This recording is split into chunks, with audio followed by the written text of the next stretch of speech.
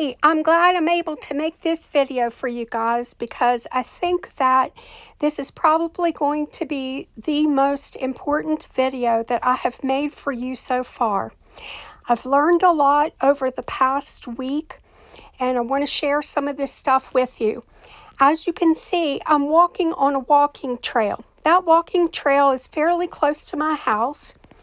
And I have been walking on that trail off and on for probably the last 10 years. Now, the reason why I'm walking on that trail for this video is a little bit different. I'm walking on this trail today because there very well may be an extraterrestrial vortex located somewhere on this property near the walking trail. I'm going to tell you what lead I followed to get to that. One of our friends here, you guys have probably heard me mention him before. His name is Brucel, Raphael. He has written many books and he has dedicated his life to figuring out the same things that we're looking at right now. I purchased his book, Skyspell over New York, Cloud Communications. I got that through Amazon. And my copy of his book looks almost as bad as my copy of the Bible because I keep going back to his book, referencing things. In his book, I found a link to a YouTube channel for a man going by the name Sargel18. I'm not sure if it's SARGE1 and then 18 or if that last character is an L. All of his videos that were on YouTube are completely gone. He had 999 subscribers and 0 videos. All of them were scrubbed from YouTube. I did search after search after search. Finally, I found an interview that he did with an account named Waco on SoundCloud. Now, this interview was 5 years old, and it was the only thing I could find about him, but boy, it was interesting. So I want to run over some of those things that he said. Now, I'll call him Sarge. Sarge, when he was interviewing with this guy, he said that he had been channeling these extraterrestrials for many, many years. And I'm sure that there was a rich backstory to all of this on YouTube. I have to be really honest with you guys. When people are very boisterous, I have a difficult time really paying attention and focusing on what they're saying. So I may have gotten some of this information inaccurately. That being said, there is also one part of this story that I'm going to tell you that is going to be very upsetting for those of us who love dragons.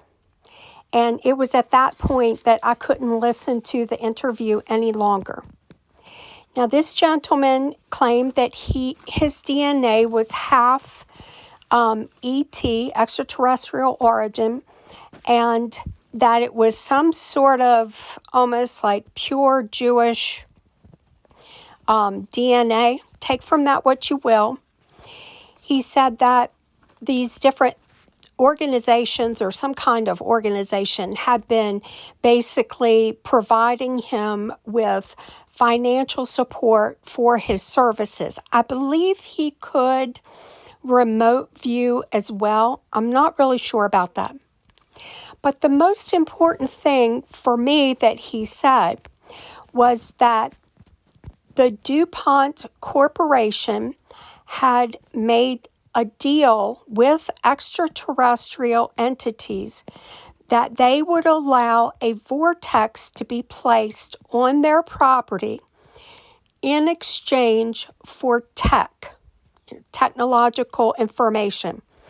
Now, DuPont was long ago, they were primarily a textile company. Now, that did involve chemicals. And as you can see, the walking trail that I'm on it was once owned by the DuPont Corporation. The river, and that was in the first part, the river there is completely trashed. It's catch and release only because there is still such a high level of contaminants in that river that you still cannot eat the fish from that river. And they have been trying to clean that up, I know, at least since the 80s. So a very long time. So it's basically ruined for fishing forever. Now, my thought is that if an extraterrestrial gave you information on how to develop these chemicals in exchange for that vortex, one of two things are important.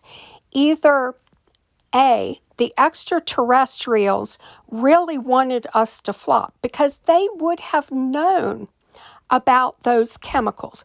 They would have known that if they were being dumped in a stream, it would be ruining our planet.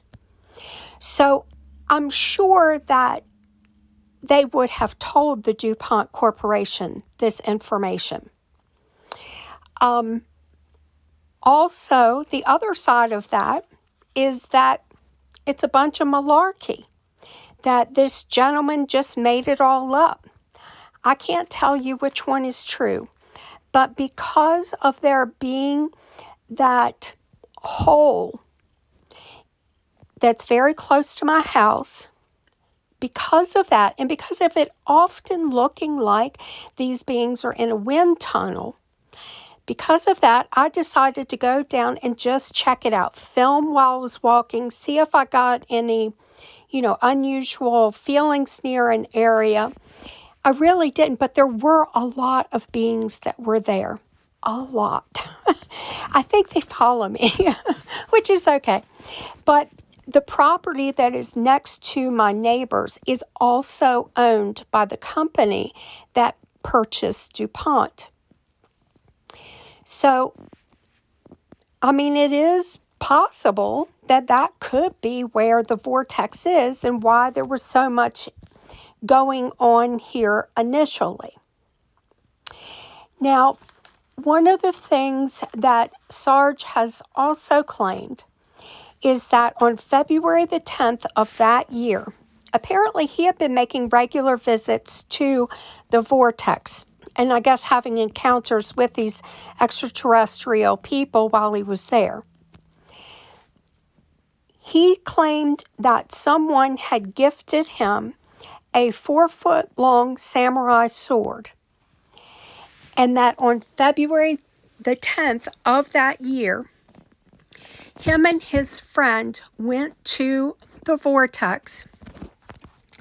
Now, this is where it's going to get hard for some of us.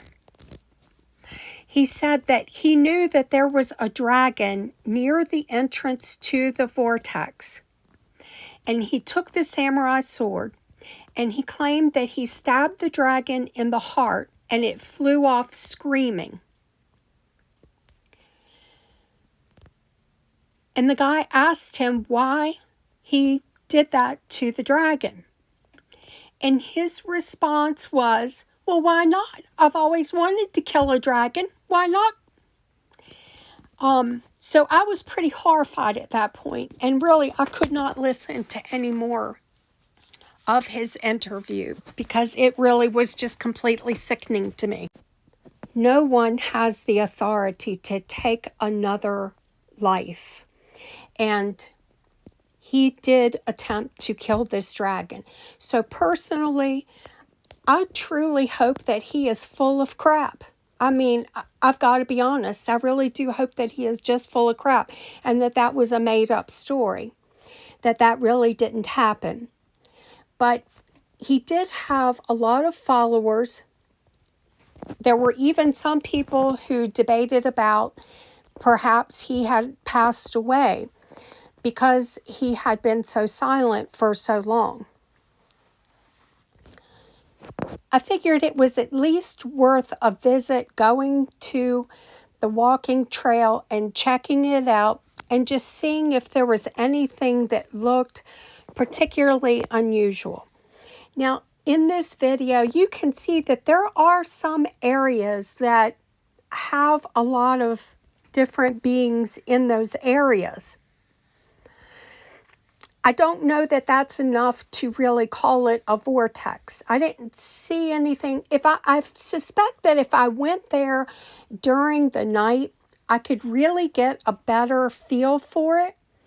But I'm not really comfortable with that idea because I saw something that looked like a big cat track on the walking trail early one morning a couple of years ago. So I don't go to that walking trail at night. I'm just not thinking that it would really be safe. So very recently, we have been hearing a lot in the news about UFOs, UAPs, underwater submersibles, all these different craft that we have not been able to identify or explain. I take a look at those once in a while, especially since I filmed those over my house. It's really gotten more interest to me now. There was a gentleman named Brucel. I watched an interview with him, and he said something that I thought was very interesting. He said that some of these craft actually transform into things that we're familiar with. For instance, he said that someone had caught a tic-tac that unfolded its wings, and it had some sort of sound that made it sound like a 707. He mentioned that there was something different about the way that the plane sounded, like the sound was coming from an area that was away from the plane. So that's how him and another observer could tell that the sound was not an authentic, true sound of an aircraft, a known aircraft. And I thought, boy, that's really interesting that they could do that they could, try to morph themselves into something that's familiar to us. Also, I watched a very interesting interview on Russell Brand a couple of days ago. The interview was with Jeremy Corbell. According to Jeremy Corbell, the government has an image of a true UFO. There's been a lot of debate about when to release it, how to release it, but Jeremy Corbell, I don't even know how he's related to this exactly, but he is really pressing for it to be released. And if you have interest in that, I would really suggest that you watch that episode. It's really fascinating. And like I told you guys before, I had filmed a couple of crafts. Actually, there were 3 crafts at one point over my house. Every time I had been going outside, I had been seeing multiple crafts outside of my house, right above it. And I say crafts because they're not stars, they're not circular, they're actually kind of long, but they're stationary and they're below the cloud cover. So that's how I knew that they weren't stars. Last night when I went out there, I decided just to take another look. There was one in particular that my son had said, "Mom, I think the UFO is back." And I went out and filmed it a little bit again. Last night there were 2 crafts in that exact same location, side by side. I filmed those. I'll look through the video. I'll get the footage out to you guys because it is really interesting, but they were side by side, so you know that a star doesn't just all of a sudden appear out of nowhere beside another one. Yeah, so I've known that they were crafts for a long time, you guys.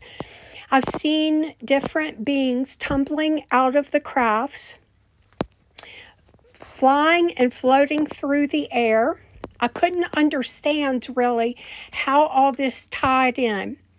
But you know how somebody will ask you a question or you'll get talking with that person and all of a sudden something clicks?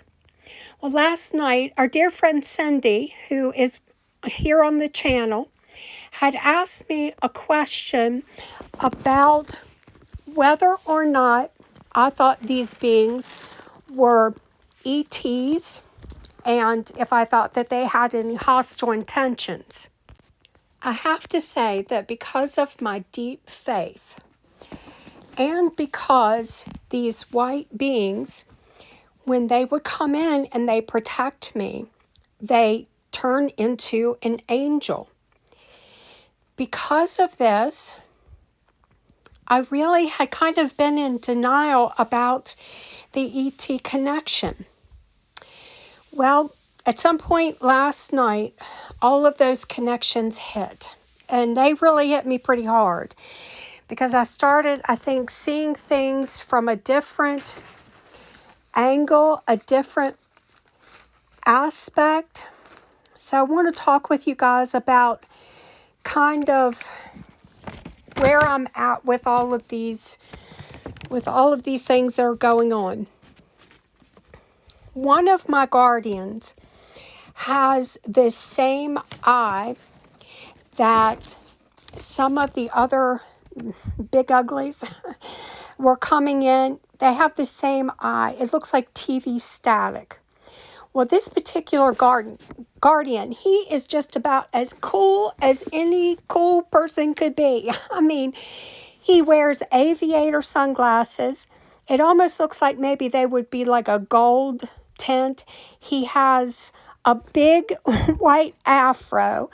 And I mean, he just exudes cool. Really he does. And when he lifts up his glasses, one of his eyes has that look to it. Well, initially that kind of concerned me because I thought, well, maybe there's some AI involved, because a lot of people have said that there was an artificial intelligent entity that took over in the Palladian star system. And they had started to control the Draco reptilians. And apparently was something very evil. And its reach had came all the way over here to our little blue planet. So I was concerned that maybe that was some kind of a connection. But then when I saw that one of the guardians had that exact same eye, and I know 100% that he is good, it really started me thinking about a lot of things. I think I told you that one of the guardians looks like one of the beings from the planet Lyra. He most definitely fits the image 100%. He's very strong, very powerful. I mean, just really amazing. So there's one planet in that particular star system that I can say that there is a connection. The next dawned on me last night. Why I'm so slow to get these things sometimes, guys, I don't know. But during the time when the shadow people first started coming, and I told you guys about how the 3 different guys, how they kind of dive bombed me. The first time it happened, I'm kind of like, what in the world? You know, it was unsettling, but it wasn't terrifying by any means, but it was just very unsettling. When that happened, I looked up on my ceiling and there was a pale blue semicircle.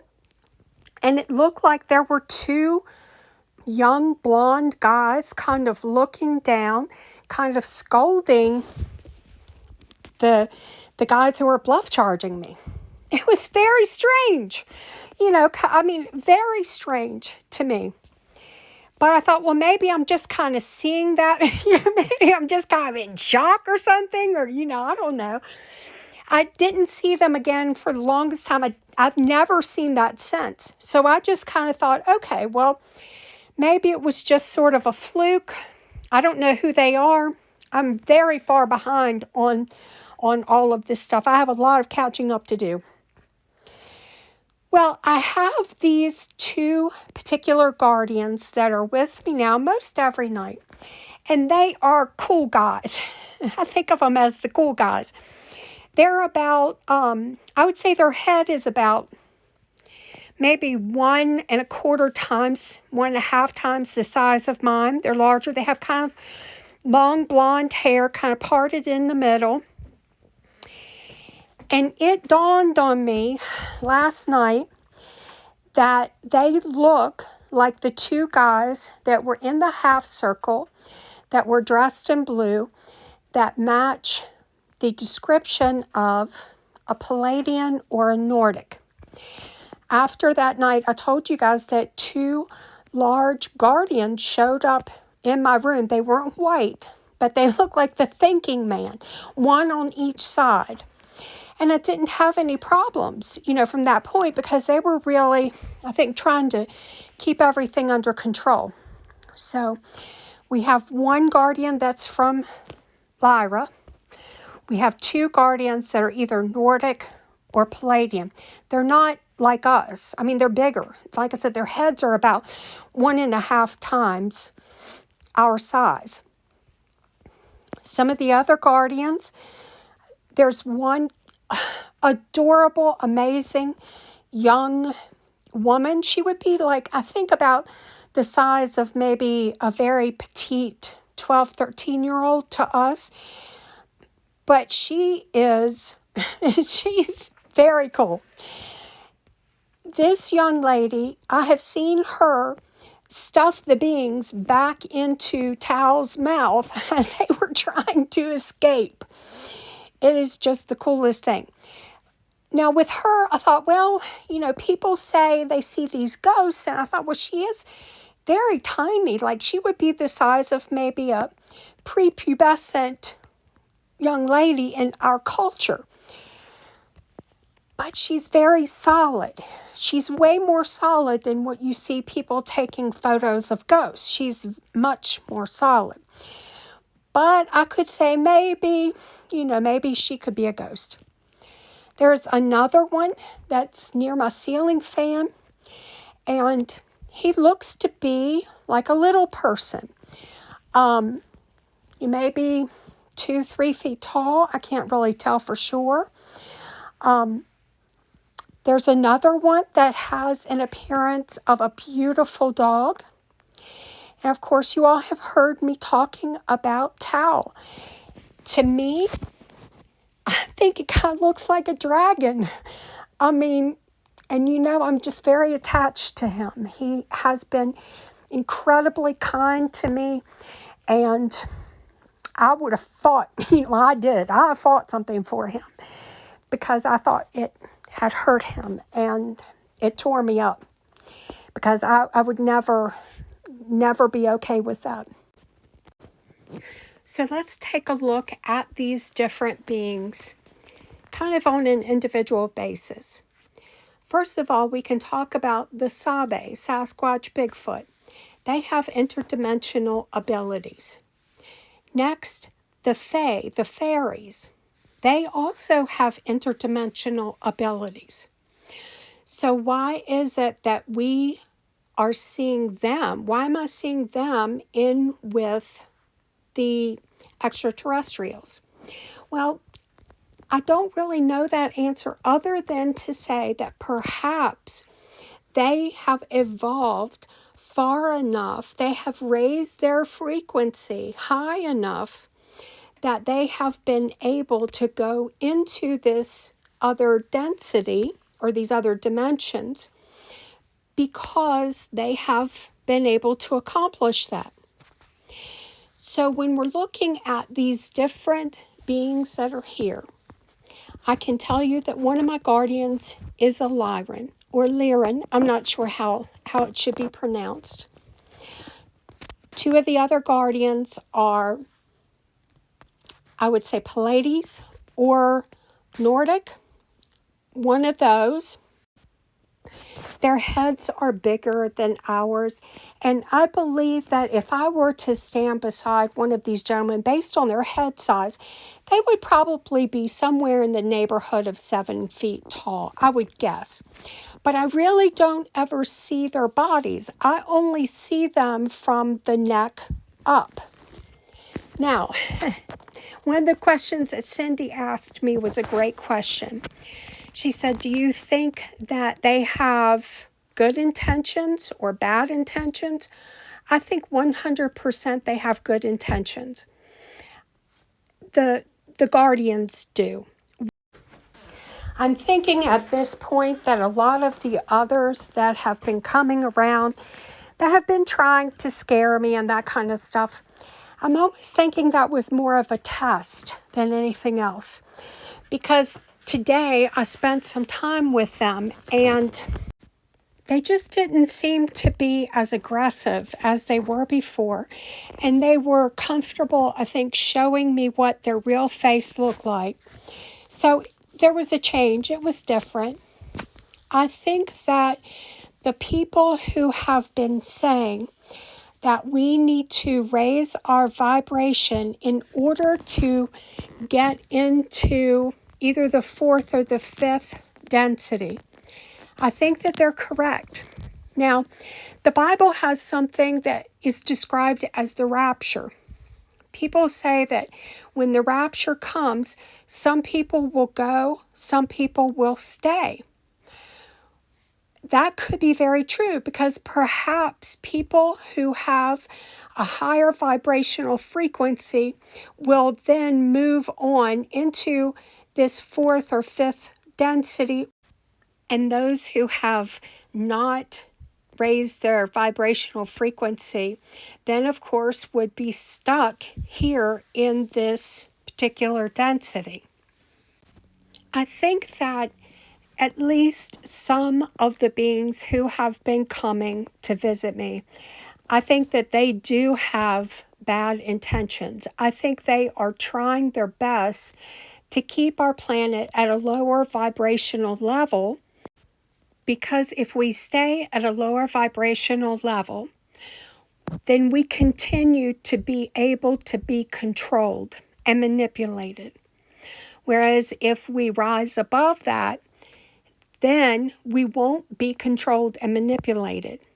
So I have to tell you guys that we have an amazing opportunity right now.